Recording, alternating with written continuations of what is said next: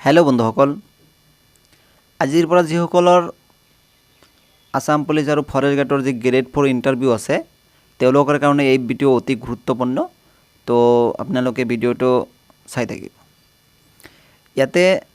যেহেতু যোৱাকালি ইণ্টাৰভিউ প্ৰথমটো হৈ গ'ল প্ৰথম দিনৰ যেটো ইণ্টাৰভিউ আছিল তাই সেই গোটেই দিনটোত যিবোৰৰ ইণ্টাৰভিউ হৈ গ'ল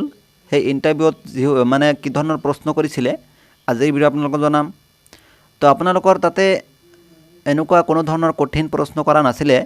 সহজেই প্ৰশ্ন কৰিছিলে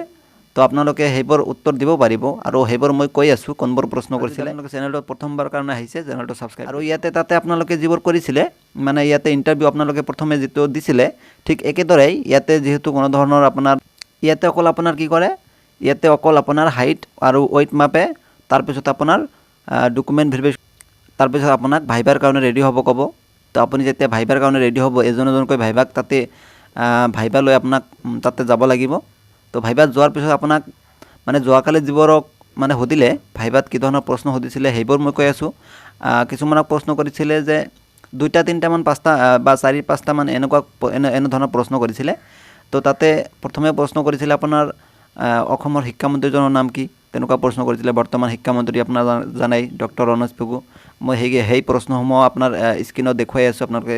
চাই ল'ব আৰু তাৰ পিছত আপোনাক প্ৰশ্ন কৰিছে অসমৰ মুখ্যমন্ত্ৰীজনৰ নাম কি ডক্টৰ হিমন্ত বিশ্ব শৰ্মা এইবোৰ জানাই আপোনালোকে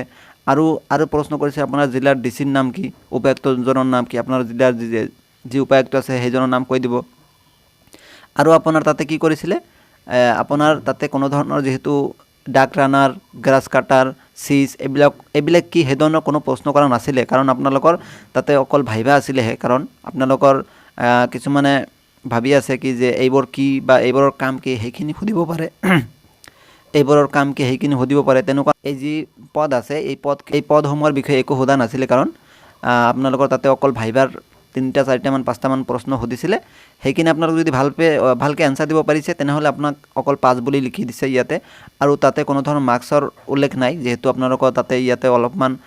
এটা দুটা বা তিনটা মান প্ৰশ্ন শুদ্ধ আনসাৰ কৰিলে আপোনাৰ তাতে নামটো আহি যাব পাস কৰি দিব আপোনালোক আৰু ৰিটেন কৰা আপোনালোকে ইয়াতে কৰিব মানে আপোনালোকে ৰিটেন দিব পাৰিব ফৰেষ্ট গাৰ্ডৰ জেল অৰ্ডাৰৰ এক্সেছ কনষ্টেবল যি ৰিটেনৰ এক্সামৰ এডমিট কাৰ্ড দিলে তাতে যিসকলৰ নাম আহিলে তেওঁলোকৰ কাৰণে কংগ্ৰেচুলেশ্যন আৰু যিসকলৰ নাম নাহিলে তেওঁলোকে এই যেটো গ্ৰেড 4 ইন্টাৰভিউ সাইটে ভালকৈ দিওক আৰু ইয়াতে নামটো আহিবই আপোনালোকে জানে নিশ্চয় ইয়াতে সকলোবৰ নাম আহি আছে